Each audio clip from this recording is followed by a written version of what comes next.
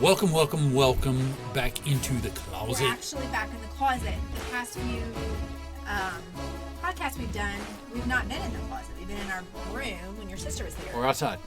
And outside. I need you to. What is this, a race? It's a race. Okay. Well, we made it through the week. I feel like I need to deload. This would be the deloading. Hey, I feel like I need to deload as well. Friday nights. You know what I mean. Friday nights can be deload sessions from the week. Cool. Are you in? What's the D in deload stand for? Like download? Unclutter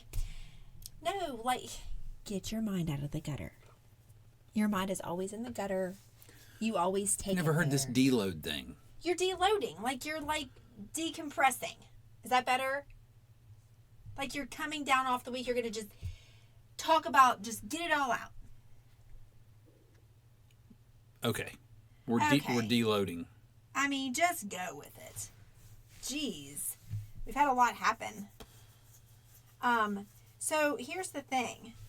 I have a little angst because our oldest daughter is leaving in the morning for Myrtle party senior week. Now something we didn't do because we were good Nazarene kids. No, I didn't want to go. Did you start that camera? And we were good Nazarene kids. That wasn't it. I didn't want to go. That's not my scene. I don't want to go hang around a bunch of people who all they're going to do is, I don't even want to think about it. I really don't want to think about it, to be honest. I just wasn't. Why are you talking about I'm deloading. I've avoided this whole deloading of my child going to the beach for senior week. You can't avoid things. You have to get it out. It wasn't in there till now. Oh, it was too. Oh, so you're not even human. You don't even think about it. Oh, our daughter's leaving with a bunch of teenagers to go to the beach by themselves for a whole week. I think about it, but I'm more of the think about it when it's happening. Happening. No. Let me give you an example. Graduation, right? For the week leading up to it, you're breaking down. You're having these days where they're bad. I never once felt anything until I'm now sitting there in the graduation in a wave of emotion, a Hawaii wave, the big ones of emotion, out of nowhere, comes and hits me. And then I'm doing breathing exercises and replaying Jordan clips in my head and doing things, these little things I do to keep my eyes from watering hard. Okay, so see, I think I do it the better way. I deal with all this in the graduation. I was in the moment. I was enjoying it. I had already dealt with all my emotions. I was I was prepared. I was already ready and done. Yes. Gone through all of that already. But for some reason, mine, I'm not emotionless, but it's like my emotions have something against me, and they sneak up on me. They're like, we're gonna make this dude cry, so don't let him feel emotion all week. And then, right in between the baby pics and the grown-up pics together, and then we're gonna play this music, and that's when we're gonna punch him in the gut. Right. You know what I'm saying? Yeah, I know what you're saying. But for this, I held it together though. Yeah, you did. Like a true champ. You did. And I think with this beach trip, I think I'll be okay once they get there safely. I think I just need them to be there. You know what I'm saying? Touch base a couple of times and have fun. And then I'll see you when you get back. You know what I mean? But it's this whole thing, and it's like this when we travel too. A couple days leading up to us leaving, I'm I have travel anxiety or something. You do. You know what I mean? But then once we get on the road and get moving and get there, I'm totally fine. So I think that'll happen here. But that reminds me, I was sitting there thinking last night, and I don't know if you saw my post today, but it's gotten a lot of slide ups. It's got a lot of responses. Which I only saw your snap. I haven't been on anything else. It was on Snap. I'll read it. Then I saw that. Yeah. Yeah. I saw that. It was on Snap. Waiting for the trap music. I was sitting there last night, and Maddie was out in her car, and then Amaya, which is a friend of the family, had to borrow my car, and Brooke and Gary were with her. So they were all out in two separate cars. And I'm sitting there thinking, like, I can't settle. I can't relax. I definitely can't go to sleep, right, until my kids are home, especially if I know they're coming home. Yeah, So I sat there reflecting, like, on what I used to worry about. So when they were little, you know what I mean? When we had control over them? Yes, I guess. Like we could put them to bed? Yeah, and we knew that they were pretty much going to stay in the house. Now we got to play a game. Because I don't know if anybody listens that has teenage kids that are out later. And now we're older and we're wanting to knock boots sometimes. But the ladies... Please don't ever say it like that again. But the ladies... Bump and grind. We're going to bump and grind. That's a little better, but still eh. So the ladies, they get that thing where they can't turn it off and they can't... No. They're like... She's like worried and wants to make sure they get home. And I'm like... It's almost 11. There's no way. I can't wait it out. Like it's you're going to just pass. Somebody's going to pass out. It's your right? loss. It's my loss. But it's a game where when they were kids, it was like you could tuck them in and you could sing them a lullaby. But I still had to wait till they were good and asleep. Yeah. But, I'm so sorry. But you knew where they were and you could go look in. Right. So that brought me How many times you were like, so they're out? I'm like out like a light, and they out weren't, cold, probably. But they're tossing and turning, Yeah. Whatever. Well, it got me to thinking. Like, I was sitting there thinking about mommy worry and about, I mean, not that dads don't worry as well, but I'm just saying, I'm a mom, so mommy worry, obviously, and how different it is and what I worried about, like, when they were little. So I was thinking, and this is what I posted. I said, some women are literally birthing babies tonight, waiting to hear their babies cry to make sure they're okay. Because when you have a baby, and you know that it's been delivered, you want to hear that cry, like that noise, like that cry. Okay, that baby's breathing, right. He's alive. And then I said, I just want to hear my kid pull up with their trap music playing so I can go to sleep. Different kind of mommy worry. Yeah. So like me, when I hear them coming down the street because they play their music super loud, it's like a sigh of relief. Like, oh yeah, I hear the trap music. I'm good. I can relax now. They're home. Great. Right. Hear them thumping in the garage. I know. So I heard, I got a lot of slide ups on that thinking that it was funny. But, so then they come home, right, and then I think I'm going to bed. But then they want to talk to me. They do want to talk to you. I feel guilty. And this is like 11 something.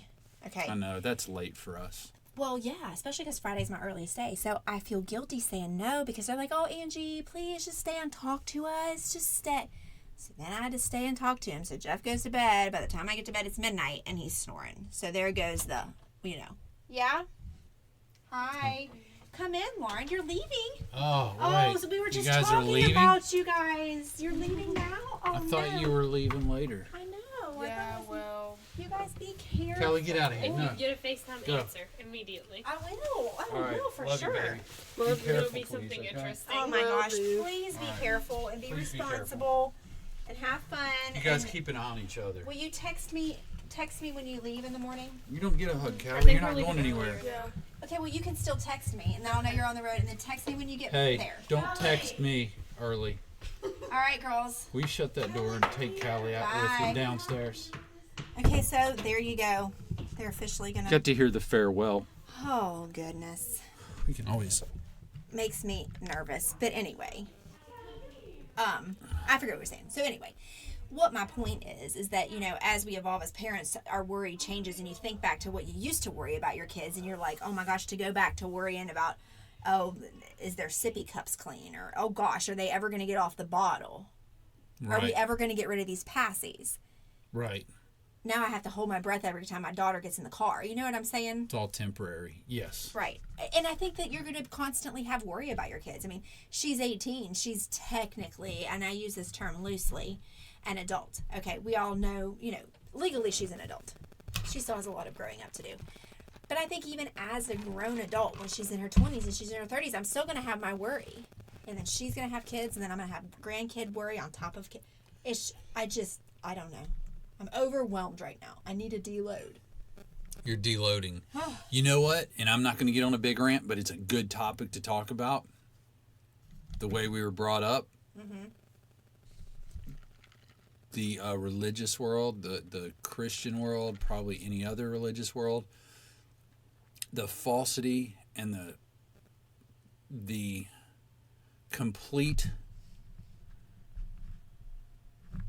I don't know what to call it, but where when you're talking like that, because that's the person you are and that's how you're built, I'm not built to worry as much. No, you're not. Right? I think that might be because there's this that you've got it so under control. You got the worrying down.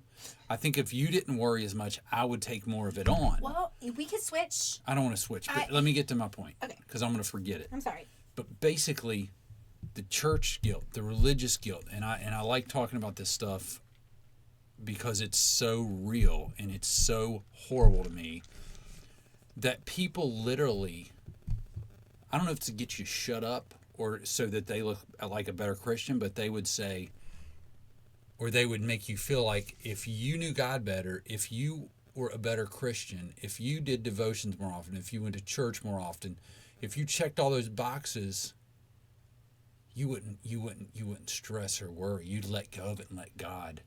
Yeah, a lot Which of people is say BS. that. It's Yeah. BS. I don't believe that. I believe that you've got you can be built that way. I believe that there's things you can do. There's things you can do to help relieve the stress, and sure, prayer is one of those things. But I hate the blanket thing. Like, so you're telling me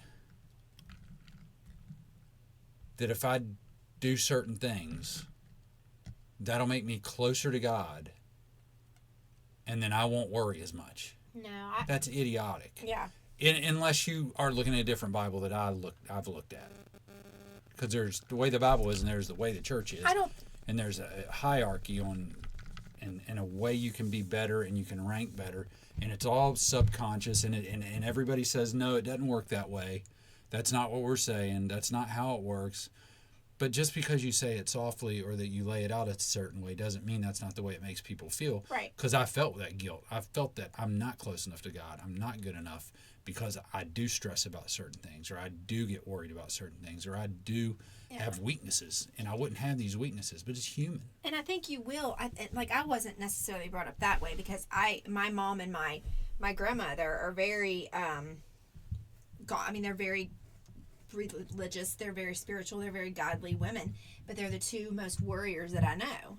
Sure, yeah. So, but I think that in my opinion, like if you pray and you're close to God and you have a close relationship, I don't think it's like let God necessarily, but I do find comfort in that. I do find comfort when I pray and when I say, okay, I'm just going to try to get all my worry off my chest and I'm just going to try to let go, let God. I'm going to try that theory, right. Okay? Sure. That gives me some comfort for a little bit.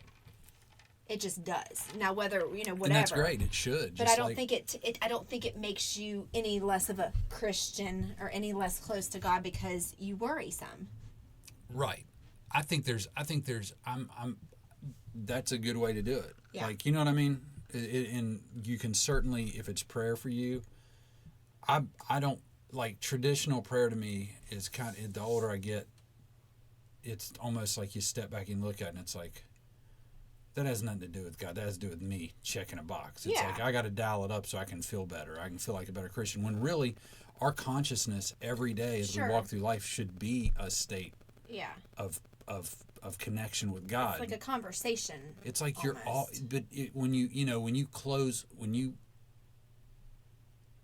you close your mouth and you get those answers and those thoughts, those things, I feel like that's if God's what you believe in, that's His presence in you. And I think we've created all these rituals that are a little crazy. I'm not saying you shouldn't pray, because I think that, like all kinds of other things, certainly calm your mind, whether it be meditation, whether it be a chant, whether it be whether it be going out like I used to and shooting 1,000 free throws. You know what I mean? And my brain just calms down. Some people hit golf balls. I'm just saying if you believe in the God that we talk about, He's going to help comfort you if you do what you need to do to help yourself, but it doesn't have to be within these rigid boxes that people have designed because it helps the establishment. Yeah. But anyway, that's just me getting off of my. I agree with you. But so this week with her being gone, I probably will. You know, it's bad that you turn to prayer when you need, you need it, but you're a human being, and I shouldn't be that way, but it is what it is. I probably will pray more this week. You will. I will too. Because it makes me feel better. It makes me a little bit more calm.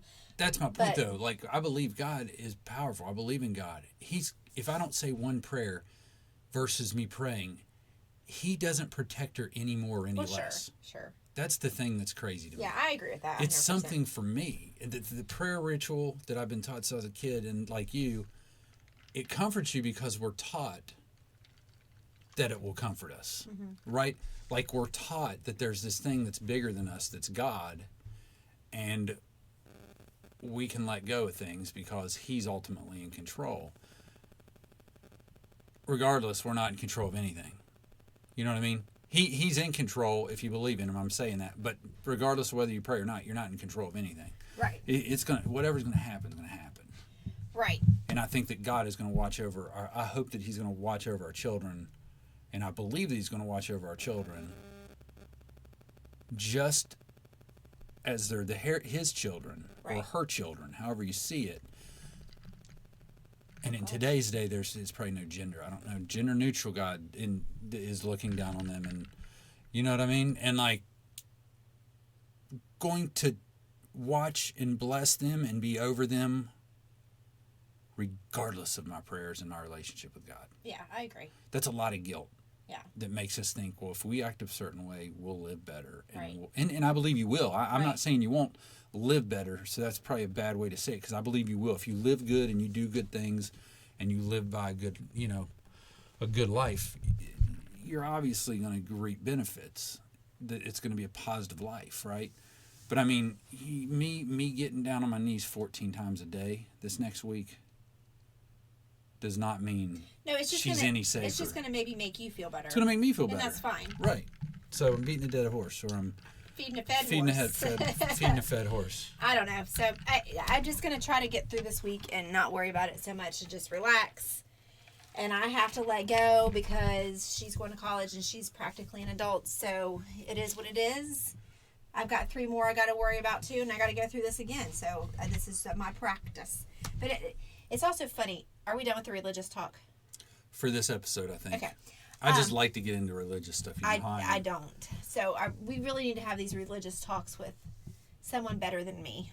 I'm not a very... You don't have to talk. I can just go rant on. Okay. I rant about religious stuff. Good. Because it's just me chit-chatting. But I would like to...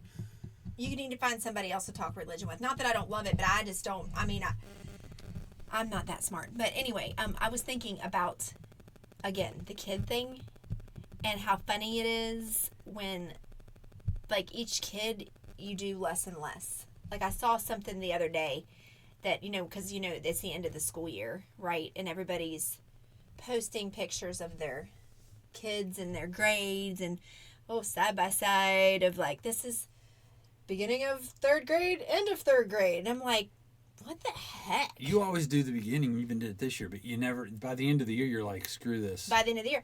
And I'm feeling like these parents have no more than 2 kids that are doing this. No more than 2 kids. If you have more than 2 kids, I guarantee you, unless you are a super mom, you didn't do that. They're just good moms. Maybe you just can't deal with that. That's what made me feel like today. I felt like I saw so many of those pictures today, and I was like, well, I didn't do that. Do my kids feel slighted? Am I a bad mom? You're silent. You think I am? No, I don't think you are. You got a freaking camera. I like to make you squirm a little bit sometimes. Yeah, you do. You know what I'm saying? I know how you feel. I know what you're talking about. Your feet are freezing. I know. Holy crap. Are they really? Are my feet hot or are your feet cold? I think it's like a little bit of both. Dear Lord. I'm going to say this, though. I think you're the most amazing mother. Well, I didn't... I've had so many chances to trade you in, and I haven't done it yet. You're doing a great job. Keep it up. I think you're amazing. No lie. You're top notch. You're a 12 out of 10. Looks inside and out. I didn't bring and that... you make you have a phenomenal relationship with your children. I don't think the pictures, like the other stuff, the prayers and the rituals,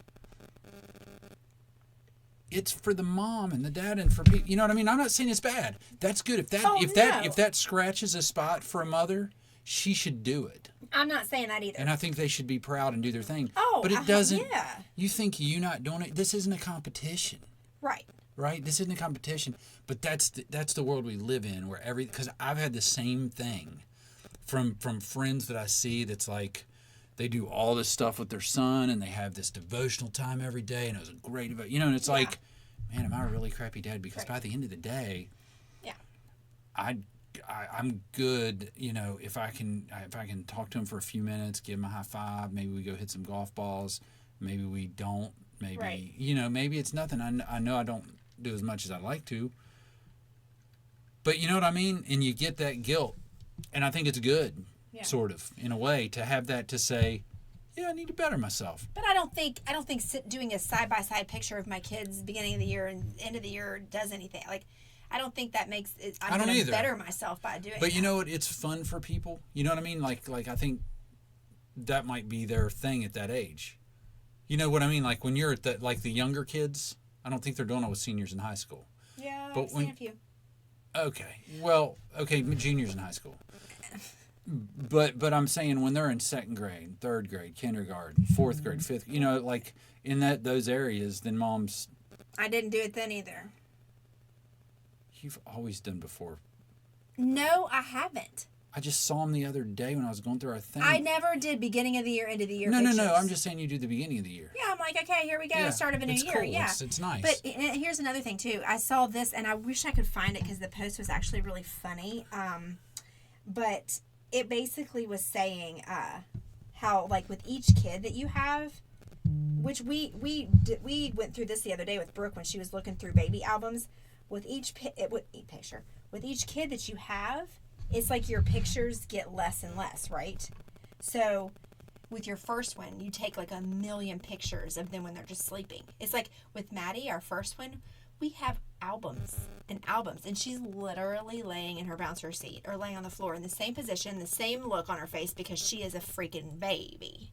Right? It's the first baby. And then Brooke, we have some, and then with Nate, we barely have any. And of course, Kaylee, we don't have her baby pictures because, she didn't come along until she was 14. But unless we count those as her baby pictures. Right. She's basically only 4. But that's just the way that it is. Now, there are probably those super parents out there who have a baby book for every baby and have the same amount of pictures and everything like that. Well, I'm not talking about you. You guys are exceptional. I think those were back. I'm going to say that there were a lot more of those equal ones back in the day before there were phones and digital cameras where people were taking, you know what I mean? Because they probably didn't take as many as with the first one. It was more an event to take a picture. No, I know, but it was like, we're going to take them at the birth. We're going to take them at the baptism. We're going to take them at the, you know what I mean? And it's like, we're going to take some every once in a while when we have a camera around. But now it's like, you have your first baby, you're like, click, click, click, click. You're like constantly taking pictures. Right, but I still think with each one, it gets less and less. Yeah, it did. I can't find the post, but it was so funny because she was like, the first baby, like when you first find out you're pregnant, you get pregnancy pictures. Then you have a baby shower. Then you have a gender reveal. Then you have newborn pictures. Then you have like 1-month-old pictures, 2-month-old pictures, and so on, so on, and so on. With the second one, you may have, a gender reveal. Then you may have newborn pictures, and then you may have like 1-year pictures. And then with the third one, you get a picture. You get a picture of when they're third grade, and you post. You're like, oh yeah, we had another kid. His name is Mike. He's in 3rd grade. This is him. He just fell down the stairs. He's crying. You know what? Yeah. No, that's not what I was saying. No, I'm just saying the first 2 you won't let him go anywhere by himself. Sure. Yeah. The third one falls down the steps. You're like, wait, don't touch him. Yeah. And you want to take a picture. Right. You know what I mean? Rather than running down the stairs, but oh my God, are you okay? I was a big germaphobe with Maddie. I mean, I'm telling you, it's like she would drop her passy and it would drop on the couch and I would go wash it, and then with Brooke it was a little less, and with Nate I'm like licking the passy. That's clean. You know what I mean? I really didn't do that, but you know what I'm saying. It's I get less and less germaphobic. Psychotic. Yeah, it's just because you just get worn out, A, and B, you realize they're not going to break. No, it's very, going to be very okay. durable. They're very durable. It's okay if they ride the merry-go-round, you forget to wash their hands, and then they eat their chicken nuggets. I mean, we couldn't even take Maddie to freaking Chuck E. Cheese. It drove my mom crazy because every time she would ride one of those rides or play one of those games, I wouldn't just like make her go wash her hands right before we ate. I did that with Brooke. Yeah. But with Maddie, every time she quit a game, I'd have the hand sanitizer wiping her hands off. Yeah, if you're ever like a helicopter mom, it was Maddie's probably first 5-6 years. Till Brooke came along. And then it was still with Brooke a little bit too, but then it kind of slid out there where you got a little, And so it got better. Yeah. And so I think that's the circle of life for most normal parents. Well, now there are some exceptional parents out there that can maintain that through all 8 kids they have, but I can't. I'm not that good. Yeah, my mom said the same thing this last weekend. She was like, I'm so sorry your dad was so hard on you, and even Jonathan, you guys, he was so much harder on you, and we just, because they were. Oh gosh. I mean, I was held to this ridiculous standard, which was fine. I mean, I think I turned out great. It made you who you are. It made me who I am, and I brag about the discipline, but I didn't realize he's being so hard. But I mean, he was very strict with me on not giving any, and always saying no. You know what I mean? Yeah. And I could never talk back, and just it was very stringent. I mean, I got to do what I want to do. I played sports, and I stayed at friends' houses, and I got to go out with you as long as I made good grades and stuff like that. But I mean, very strict on times and on things that when it got to Jay and Emily, they did not exist anymore. You know what I mean? That's what she's saying. She's saying we're so much more lenient on them. Oh, but my dad, he would wear me out at the drop of the hat. And I know that's just, from a discipline standpoint, that's because you're a new parent. And you don't realize it's your first. They're going to turn out the way they're going to turn out. They're going to be okay. I mean, you have to give them structure and guidance. Yeah. But I mean, with that first one, until you have that first one get past like 10, 11, 12, you try to control everything and really you feel this overwhelmed. So I know what he was going through and what they were going through with the first child. You've got this overwhelming sense of responsibility for a human life that you've never had before. And then you finally you go, oh, I just got to be here. I got to do the best I can. I got to be here for them. I got to instill the values that have been instilled in me. And they'll be okay. I think it's funny. It reminds me that, because I've been with you since Emily was little, your sister. And when we would go out, even in college, when we would come home for summer in college and I would stay with you or because, my parents were in Virginia or whatever, you would have a curfew. Even in college, you had to be in by 11 or 11:30. Absolutely, yeah. In college. Right. To me, I never had a curfew. Our parents raised us different. It's fine. It's fine. If that's what your parents did, it's under your roof, that's fine. But wait, it's fine. All good. I've got a theory on that I'll talk about. Okay, and that's fine. But hold on, let me finish the story. So that's fine. He had to be in. He would never talk. You would never talk back to your parents. You would never challenge it. And I'd always say, I don't understand. You're 20 years old, 19 years old, and you have to be in at 11. You were literally the only person I knew like that. But then we got married. We moved to Atlanta. We had our own kids.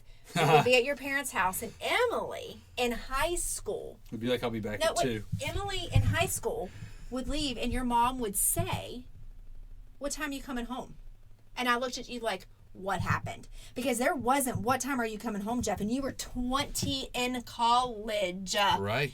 But Emily That's is what in was high saying. school. Yeah. Emily in high school walks out the door and your mom goes, what time are you coming home, sweetie?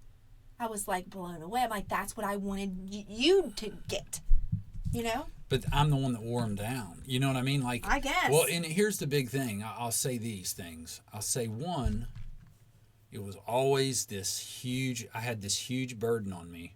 And that's why I was so straight-laced.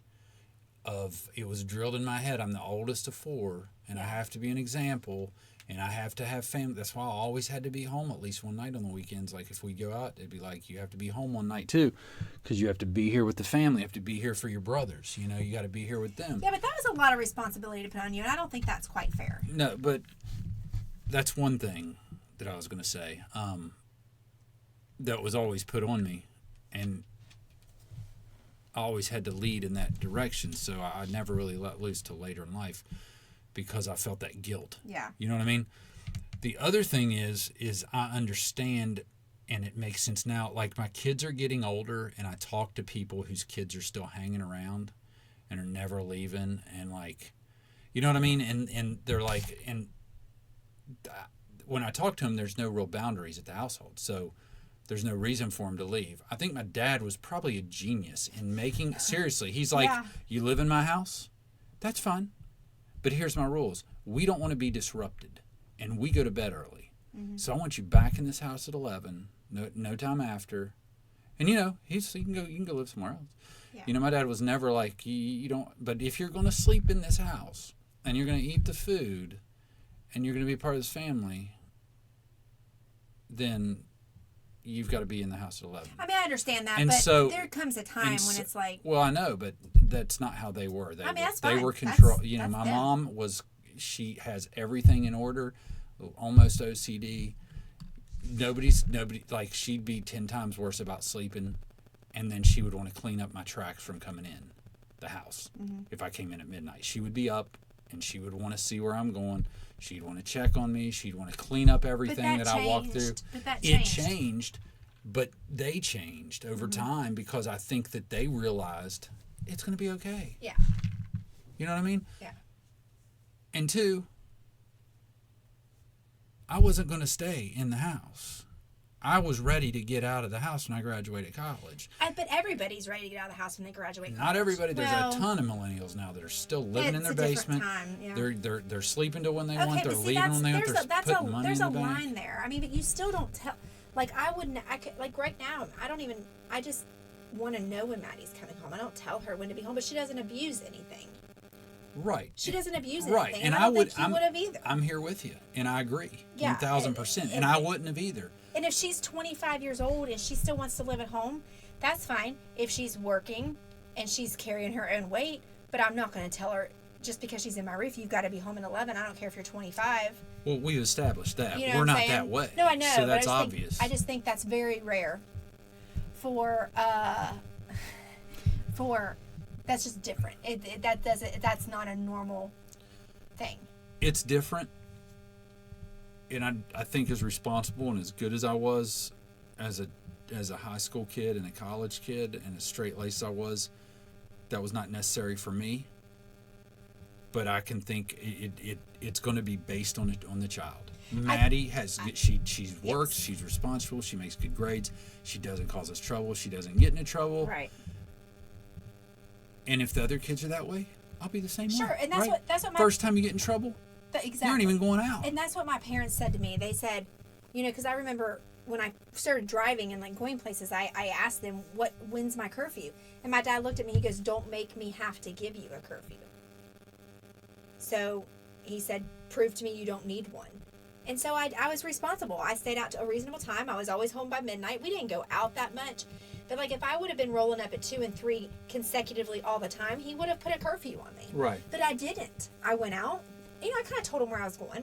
We're in Charleston. Where are you really going to go? But, you know, and I always, you know, was home at a reasonable time. You and I, we were like Brooke and Gary. We were at my house most of the time. Right. But we did go out some. And my parents never asked questions because they didn't need to. But let me tell you something. The one time I was late. Like 4 minutes late? Because I would tell them what time I was going to be home. I got in so much trouble for that. He said, you could have told me you would have been home. You just to be safe, you were going to be home at midnight. But you told me 11:30. It's 11:34. Don't let that happen again. We didn't have cell phones. I couldn't text my dad and say, I'm so sorry, I'm running. I would have had to stop at a payphone. That's when you learn the under promise, over deliver rule. Right. Yeah, you tell them 11:30, but you know you're going to be home by 11. Right. Yeah. So anyway. That's what I do. That's that. But men, do that with your wife. Right. So anyway. So it's just crazy. Being parents of teenagers is totally different than obviously being parents of little kids. And I look back in hindsight's 2020. I wish, and it's really weird because I'm way more laid back now, and I have way more to stress about now than I did when they were little. Absolutely. But I was so much more high strung when they were little. I worried about everything. You know why? Because you were in control in a sense then. You felt completely responsible because they're helpless. They need your guidance for everything. Right. Right now, you can't control them anymore. Right. So it's like there's a little bit of release there, you know, where you go, okay, I'm doing what I can do. Right.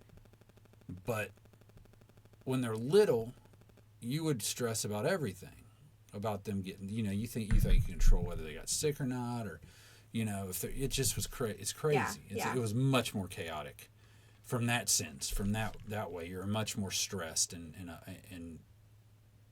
just wore out from worrying about all kinds of stupid stuff. That it's not stupid when you're in the moment, but you look at it and you're like, I had no control over any of that crap. No. But I think you grow as parents though too, and you learn. I mean, your kids grow and learn, and you also grow and learn. So I think that's part of it as well. But I mean, I'm way different, even than I was 10 years ago. Even when Nate was first born. Like I literally can. I mean, some things make me upset and mad, and I get stressed about. But a lot of things I just let roll off my back. Yeah, you're different.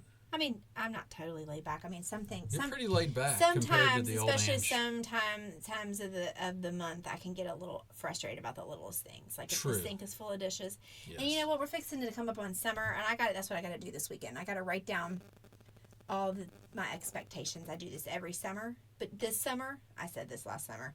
This summer, I'm sticking to it. I'm not gonna let them run all over me. You're gonna have to. Because I just can't happen. They're not going to sit here all summer and do nothing all day while we go to work. That's right. And then come home and they're still laying around and there's crap everywhere. Not happening. Nope. Not happening. All right, cool. All right, I've deloaded She's deloaded. a little bit. I think I have more in me, but Sounds so horrible. there's other Sounds podcasts. so horrible. Oh, listen. All right, people. I'll tell you. This podcast is over. Okay. Good night.